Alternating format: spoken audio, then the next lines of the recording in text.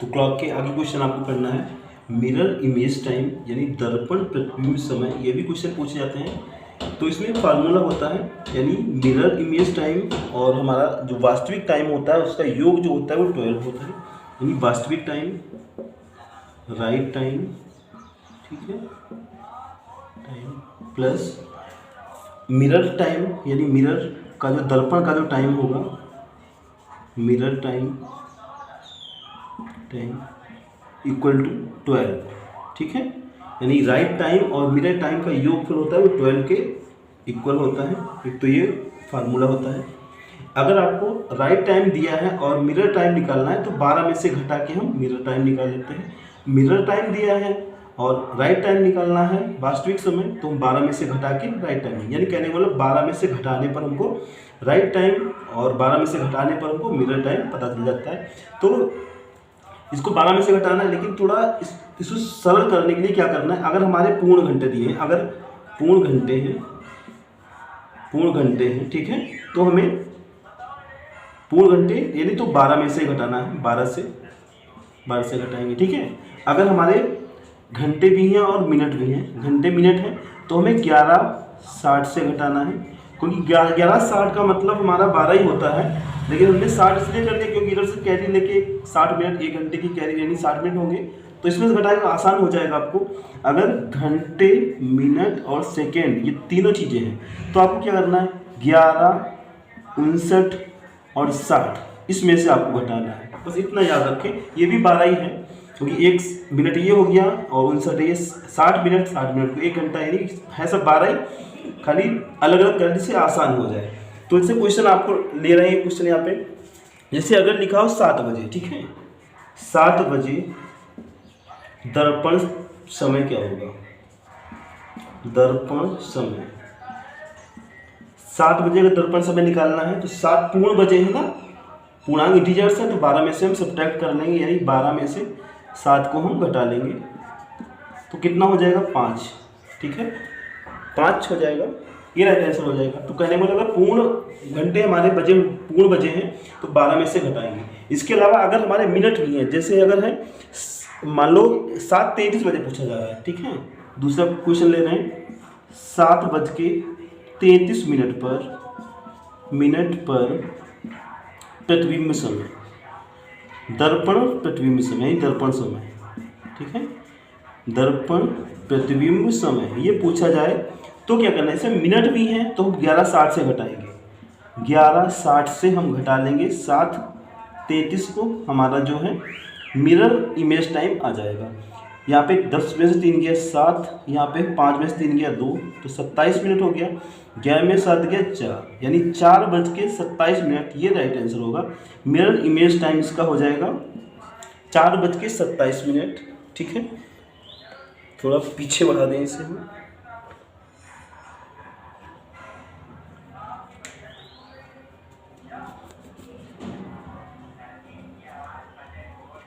चार 27 हो जाएगा। इसके अलावा अगर सेकेंड भी दिए हैं तो आपको 11, 59, 60 में से घटाना होगा। जैसे अगला क्वेश्चन, इसको इरेज कर दें, ये तो आपको समझ में आ गया होगा। और अगर आपको दिया है, जैसे क्वेश्चन हो अगर 4 बज के, क्वेश्चन है 4:39, ठीक है, और 49 सेकेंड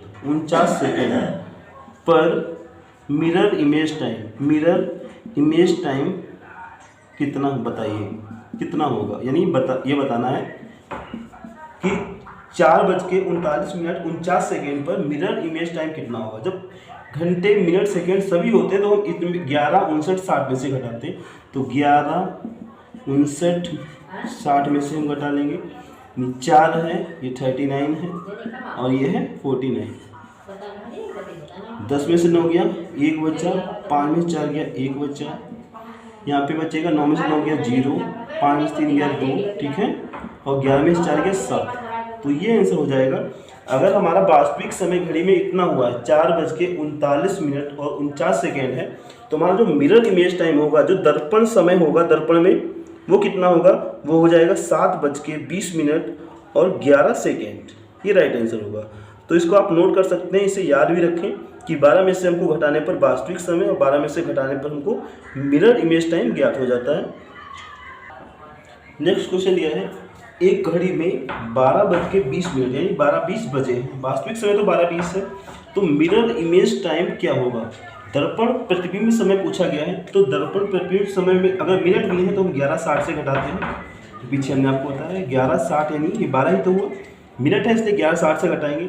जब भी आपको ये 11:60 ये 12 से ही घटाते हैं, लेकिन 12 से अगर ज़्यादा है तो आपको क्या करना, 12 को हम 00 मान लेंगे। क्या मान लेंगे? 00, ये हो जाएगा 20, ठीक है। तो कितना हो जाएगा? ये हो जाएगा 40 और ये हो जाएगा 11। तो अगर 12:20 है तो उसको दर्पण में देखने पे कितना टाइम होगा? 11:40 होगा। ऐसे अगला क्वेश्चन है, 11:40 पर दर्पण प्रतिबिंब समय बताओ। 11:40 पे बताना है तो 11:60 से घटाएंगे क्योंकि मिनट है, 11:60 से हमें घटाना है 11:40, ठीक है। तो यहाँ पे 60 में 40 का 20 बचेगा, यहाँ पे 00 बचेगा, ठीक है। तो जब भी कभी 20 मिनट आ जाए, खाली 20 मिनट तो होता नहीं, तो 00 की जगह यहाँ पे क्या लिख लेंगे? 12 हो जाएगा, यानी ये टाइम हो जाएगा 12:20, 12:20 हो जाएगा।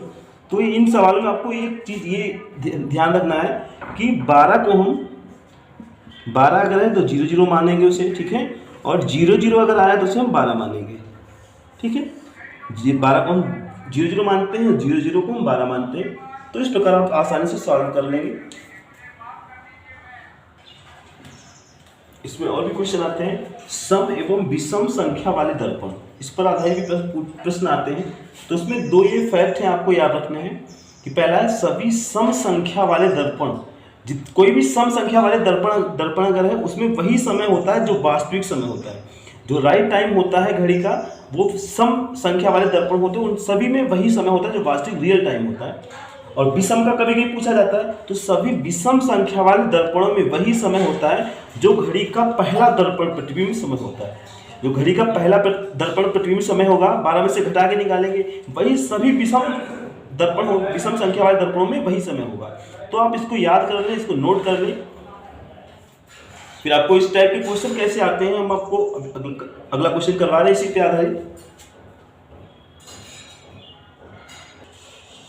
क्वेश्चन ये है, एक स्थान पर 244 दर्पणों को लगाया जाता है, 37वें दर्पण का प्रतिबिंब समय 4:36 है, यानी 37 से तो ऑड है, विषम है, 37वें दर्पण का प्रतिबिंब समय 4:36 है। तो बताइए, पहला क्वेश्चन है, घड़ी में राइट टाइम यानी वास्तविक समय क्या है? 163वें दर्पण में प्रतिबिंब समय कितना होगा? दूसरा है, तीसरा नंबर सी नंबर है, तीसरा क्वेश्चन, 100वें दर्पण में प्रतिबिंब समय कितना होगा, ये बताना है। तो ये तो विषम है, ठीक है। तो विषम में जितने विषम होते हैं उसमें विषम में वही होता है। तो पहले 37वें दर्पण का कितना, 4:36 है, तो ये तो विषम का हो गया। तो सम का निकाल लेंगे, यानी 11:60 से हम घटा देंगे 4:36 को, 4:36 को घटा देंगे, विषम वाले को घटाएंगे तो हमारा सम वाला निकल के आ जाएगा। सम दर्पण में कितना होगा? 10 में 6 गया 4, 5 में 3 गया 2, 11 में 4 गया 7। ये विषम का दिया है, 37 विषम होता है ना, ऑड हो गया, तो ये इवन हो गया।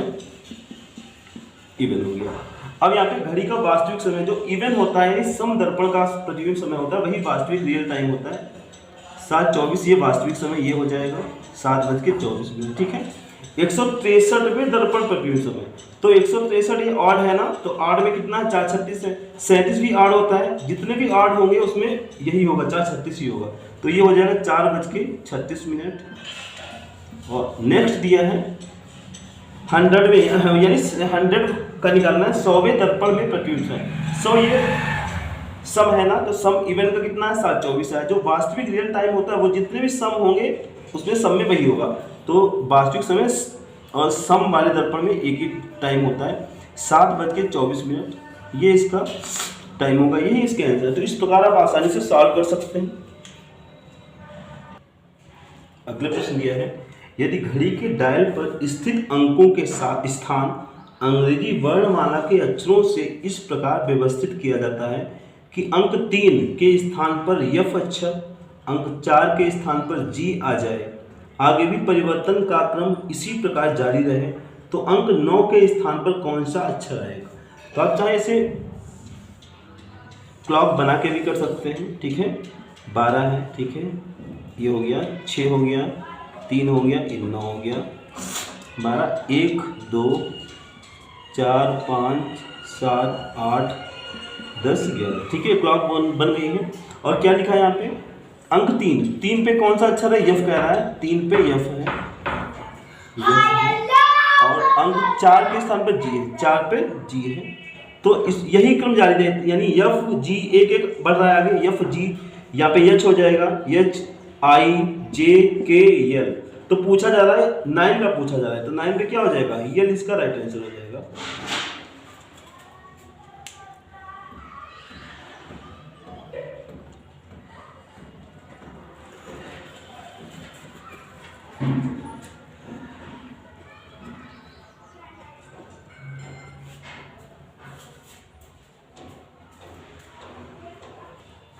तो इस प्रकार 9 पे पूछा जा रहा है क्या होगा, तो यल होगा।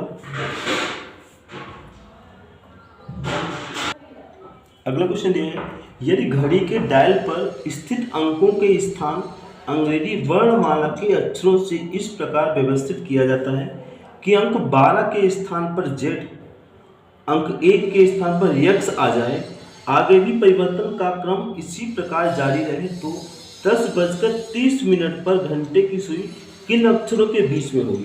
ये भी क्लॉक बना के आसानी से किया जा सकता है इसे। ये हो गया 12, ठीक है, ये 6 हो गया, ये 3 हो गया, और ये 9 हो गया। 12 1 2 4 5 7 8 10, ये 11 हो गया, ठीक है। अब यहाँ पे लिखा है कि 12 के स्थान पर कितना हो, जेड हो, यानी 12 के स्थान पे यहाँ पे कितना हो, जेड हो, और फिर 1 के स्थान पे यक्स हो, ठीक है। और यही क्रम आगे जारी रहे। तो ये देखो जेड से यक्स की तरफ, जेड से पहले एक बैक जाना है, जेड से, ये देखो इन्होंने क्या किया, 2 अक्षर कम कर दिए, जेड से 1 कम किया, वाई हुआ, वाई से 1 कम यक्स, तो एक एक छोड़ के बैक जा रहे हैं। तो यक्स से बैक जाना है 1 अक्षर छोड़ के, तो यक्स के पीछे 1 अक्षर छोड़ेंगे, उसके बाद में वी आ जाएगा, यहाँ पे क्या आ जाएगा, वी आ जाएगा। तो वी के बाद में यू छोड़ देंगे, यू के पहले क्या आएगा, टी आ जाएगा, टी आ जाएगा यहाँ पे, फिर 1 अक्षर छोड़ देंगे, बैक जाएंगे, एक एक अक्षर छोड़ के टी हो जाएगा, यहाँ पे आर हो जाएगा, और इसके बाद में आर पी हो जाएगा, यहाँ पे पी, और यहाँ पे 1 अक्षर छोड़ेंगे, यहाँ पे एन हो जाएगा, और एन के बाद में फिर 1 अक्षर और छोड़ देंगे, फिर यल हो जाएगा, एक अक्षर, फिर यहाँ पे जे हो जाएगा, यल जे हो जाएगा, फिर जे के बाद में यच यफ, ये हो जाएगा, यच हो जाएगा, फिर ये यफ हो जाएगा, और यहाँ पे डी हो जाएगा। यानी एक एक, यानी अच्छा छोड़ रहे हैं और बैक जा रहा है, इस प्रकार आपको बनाना है। और पूछने कह रहा है कि 10:30 पर, 10:30 पर अगर घंटे वाली सुई की स्थिति पूछी जा रही है, तो 10:30 पे 10 कहाँ ये है, और जब 10:30 बज जाए तो सुई हमारी घंटे वाली बीच में हो जाएगी, यहाँ पे 10 और 11 के बीच में होगी, यहाँ पे होगी। तो ये पूछ रहा है कौन से अक्षर किन किन अक्षरों के बीच में आ रही, तो यच, और गलत हो गया क्या, यहाँ पे यन होगा, और यन से 1 अक्षर छोड़ेंगे तो फिर यल हो जाएगा, फिर जे होगा, फिर यच होगा, यहाँ पे यफ है, ठीक है, यफ होगा, फिर ई छोड़ देंगे, ई के पीछे डी हो जाएगा, डी हो जाएगा। तो ये सुई किन अक्षरों के बीच में आ रही है, यफ और डी के बीच में आ रही है, तो इसका राइट आंसर हो जाएगा यफ और डी के बीच में, बीच में, ठीक है। जो सुई होगी घंटे की वो हमारी एफ और डी के बीच में होगी।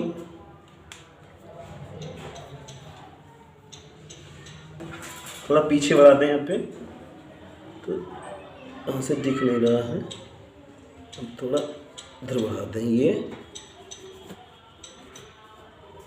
ये अब आसानी से आप देख सकते हैं इस प्रकार आप, ठीक है। लॉजिक आपको समझ फिर तो समझ में आए, इसमें यही लॉजिक है कि बैक जाना, एक एक अक्षर छोड़ के, जेड है, जेड के बैक पीछे जाएंगे तो यानी वाई आएगा, वाई छोड़ दिया, मिस कर दिया, फिर यक्स आ गया, यक्स के बैक जाएंगे, ठीक है, डब्ल्यू छोड़ दिया, वी आ गया, एक ही छोड़ के बैक, इस प्रकार आपको ये इस मतलब स्थापित कर व्यवस्थित करते हैं। और 10:30 पे जो घंटे की सुई होगी वो हमारी 10 और 11 के बीच में होगी घंटे की, तो किन अक्षरों के बीच में आ रही सुई है, एफ और डी के, तो एफ और डी ये राइट आंसर हो जाएगा। अगला प्रश्न दिया है, घड़ी के डायल पर दर्शाए गए 1 से 24 तक अंकों को अंग्रेजी वर्णमाला के अक्षर सी से प्रारंभ करके बदल दे तो अंक 16 कौन सा अक्षर दर्शाएगा। ये जो रेलवे की घड़ियां जो होती हैं उसमें 24 तक बजते हैं, उसकी बात की जा रही है इसमें। यानी 1 से 24 तक, ठीक है, 1 से 24 तक अंक लिखे हुए हैं, उसमें सी से चालू करते हैं। यानी 1 नंबर है वहाँ पे क्या लिखा गया, सी लिखा गया। 2 नंबर पे क्या लिखा गया, डी लिखा गया। इसी प्रकार आगे तक 24 तक लिखा गया, C D E F G. ये कह रहा है कि 16वें अक्षर, 16वें पर इसका 16वें नंबर पे कौन सा अक्षर यहाँ पे आएगा, ये बताना है। तो यहाँ पे देखो 1 है और सी की प्लेस वैल्यू कितनी होती है, ए बी सी 3 नंबर पे आता है। सी की प्लेस वैल्यू कितनी होती है, 3 होती है। लेकिन यहाँ पे 1 नंबर पे है, लेकिन कितना ऐड कर दिया, 2 ऐड कर दिया, ठीक है। डी कितने पे होता है, a b c d, d की प्लेस वैल्यू 4 होती है, तो इसमें भी 2 जोड़ दिया। कहने का मतलब जितने भी जो भी अंक है उसमें 2 जोड़ के जो अक्षर आता है वही हमारा बन जाता है। तो 16 है, ये 2 है तो 2 जोड़ दिया, 4 चौथा अक्षर लिख दिया। 16 है तो 16 में 2 जोड़ देंगे, 16 और 2 कितना हो जाएगा, +2 18 हो जाएगा। तो 18 प्लेस वैल्यू किसकी होती है, ये 18 आर की होती है, ठीक है। 18 नंबर पे कौन आता है, आर आता है, तो आर इसका राइट आंसर हो जाएगा।